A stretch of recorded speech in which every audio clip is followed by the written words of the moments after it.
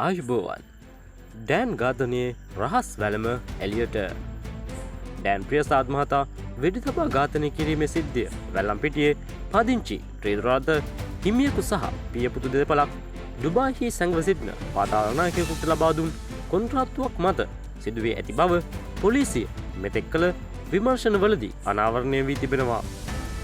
ඊට ඩුබායිහි සිටින කංජපානි ඉම්රාන්ගේ සහායද ලැබී ඇති බව හෙළි වී තිබේ.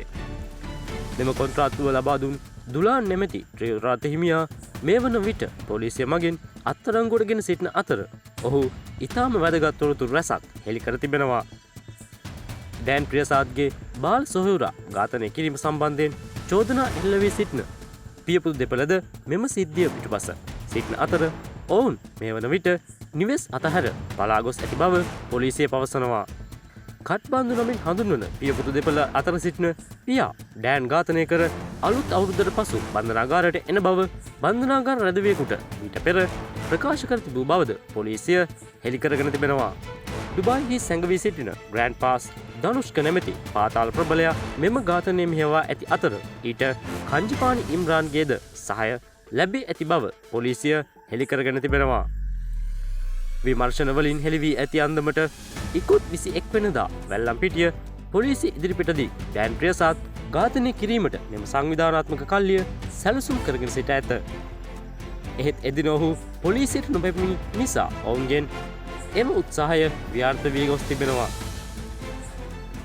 විමර්ශනවලින් හෙළි වී ඇති අන්දමට ඉකුත් 20 වෙනිදා ඩෑන් ප්‍රියසාද් සහ දුලාන් නැමැති ත්‍රිරාද හිමියා අතර වැල්ලම්පිටියේදී ආරවුලක් ඇති වී තිබුණා. එහිදී ඩෑන් ප්‍රියසාද් විසින් දුලාන්ට පහර දී ඔහුගේ ත්‍රිරාතයද මන්නා පිහියකින් කොටා හානි කර ඇත.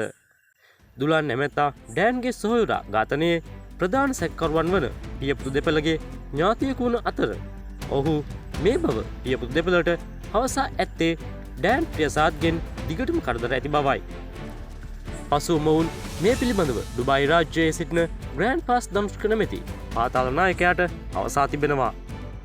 ඩෑන්ගෙන් හරි කරදරයි, මිනිහට මොනවා හරි කළේ නැත්නම් අපිට වැල්ලම්පිටියේ ඉන්න හම්බ වෙන එකක් නැහැ යනුවෙන් දුලාන් මෙන්ම පියපුතු දෙපළද ධනුෂ්කට පවසා තිබෙනවා. ධනුෂ්ක කංජපානි ඉම්රාන්ගේද සමීප හිතපතෙකු වන අතර ඔහු මේ පිළිබඳව කංජපානිටද පවසා තිබෙනවා.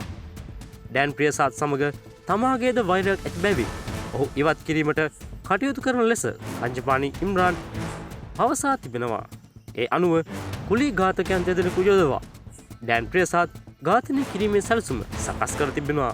තම ත්‍රිරෝද රථයට හානි කිරීම සම්බන්ධයෙන් දුලාන් වැල්ලම්පිටිය පොලිසිය වෙත නොගොස් වෙනත් පුද්ගලයෙකු ලවා පැමිණිල්ලක් දැමීමට කටයුතු කර තිබුණා.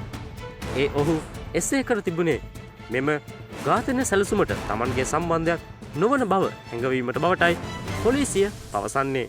එම පැමිණිල්ල විභාග කිරීමට නියමිතව තිබූ 21 වෙනිදා ඩෑන් ප්‍රියසාද් මරා දැමීමට සැලසුම් කළද ඔහු එදින පැමිණිල්ල විභාගයට පොලිසිය වෙත පැමිණ සිටියේ නැත. ඩෑන් ප්‍රියසාද් ඝාතන සිද්ධිය සම්බන්ධයෙන් මේ වන විට පුද්ගලයන් 20කට ආසන්න පිරිසකගේ ප්‍රශ්න කර ප්‍රකාශ ලබාගෙන තිබෙන බවටයි පොලිසිය පවසන්නේ.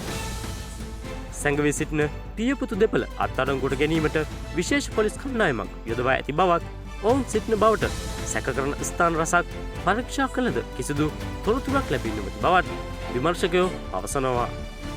මෙම ඝාතනය සිදු කළ කුලී ඝාතකයන් දෙදෙනා පිළිබඳවද මෙතෙක් තොරතුරු ලැබී නැත. CCTV දර්ශන සහ දුරකථන විශ්ලේෂණ වාර්තා ඔස්සේ කුලී ඝාතකයන් අත්අඩංගුවට ගැනීමට පොලිසිය විමර්ශන කටයුතු ක්‍රියාත්මක කරගෙන යනවා. පසුගිය 21 වෙනිදා රාත්‍රියේ මීතොට මුල්ල මහල් නිවාසයේ පදිංචි සිය බිරිඳගේ මවගේ නිවසේ පැවති සාදයකට සහභාගී වෙමින් සිටියදී එහි කඩා වැදුණු පාතාල කුලී ඝාතකයන් දෙදෙනෙකු විසින් ඩෑන් ප්‍රියසාද් මහතාට වෙඩි තබා ඝාතනය කර පලා ගොස් තිබුණා.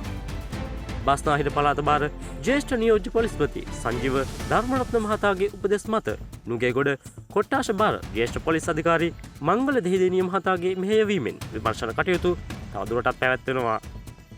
තවත් මෙවන් අලුත් තොරතුරකින් යලි හමු වෙනකන් ගිහින් එන්නම්. ඔයාලා හැමෝටම සුබ දවසක්.